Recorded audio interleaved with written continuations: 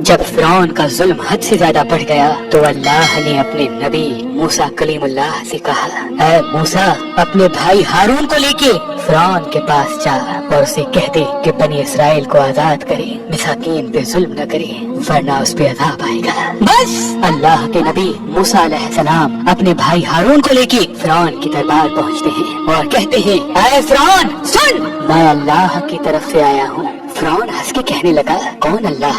यहाँ का तो रब मैं हूँ। मूसा अलैहिस्सलाम फरमाने लगे, ऐ अपने आप को खुदा कहलाने वाले, तेरी हुकूमत तो इन चंद लोगों पे है, लेकिन हकीकी खालिक वो है जो मशरिक और मगरिब पे हुकूमत करता है, जिसने जमीन और आसमान को पैदा किया, जिसकी सल्तनत तले चरिंद परिंद जिंदगी बसर करते हैं। फिरौन जोर जोर से हंसने लगा और कहने लगा कि ऐ मूसा, क्या तू दीवाना तो नहीं हो गया? अपने कपड़े देख, अपनी हैसियत देख, निकल जाओ वरना तुम्हें मैं कैद करवा दूंगा। अल्लाह के नबी मूसा अलैहिस्सलाम ने फरमाया, ऐ फिरौन, अगर मैं अभी अल्लाह की कोई निशानी ले आऊं तो फिर तुम बनी इसराइल को आजाद करोगे, इंसानों पे जुल्म करना खत्म करोगे? फिरौन कहने लगा, कौन सी चीज जाहिर करना चाहते हो, जाहिर करो। बस अल्लाह के हुक्म से मूसा अलैहिस्सलाम ने अपनी असा को जमीन पे रखा।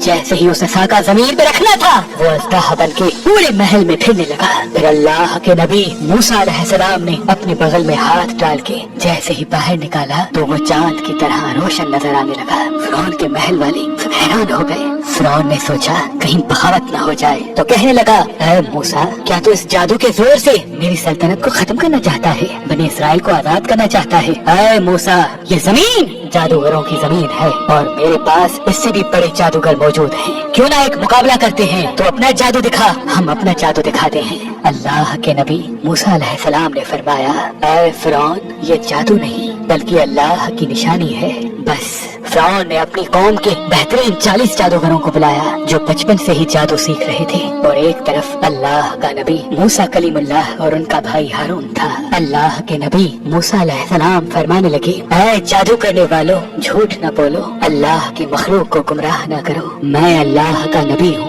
कोई जादूगर नहीं। मैं तो तुम्हारे रब की तरफ से तुम्हारी इस्लाह करने आया हूँ। वो जादूगर आपस में बात करने लगे। कुछ ने कहा शायद ये नबी हो, कुछ ने कहा नहीं। सलाह मशवरे के बाद वो सब जादूगर फिरौन के पास आए और कहने लगे, अगर हम गालिब आ गए तो हमें क्या इनाम मिलेगा? फिरौन कहने लगा, ऐ जादूगरो, जो जो तुम चाहोगे वो सब तुम्हें अता किया जाएगा और तुम हमारे खास लोगों में शामिल किए जाओगे। वो सब लालच में आकर मूसा अलैहिस्सलाम के पास आए और कहने लगे, ये दोनों सिर्फ एक जादूगर हैं और कुछ नहीं। इन दोनों का मुकाबला करने के लिए तो हम ही काफी हैं। बस वो 40 के 40 जादूगर सफ बना के मूसा अलैहिस्सलाम की तरफ बढ़ने लगे। तमाम लोग हैरत से देख रहे थे और कह रहे थे कि आज जो गालिब हो गया बस वही सच्चा है। फिर वो जादूगर कहने लगे, ऐ मूसा, पहले तुम अपनी निशानी जाहिर करो, फिर हम तुम्हें दिखाएंगे कि हम क्या हैं। अल्लाह ने मूसा पर वही की कि ऐ मूसा, पहले उनको अपना जादू दिखाने दे।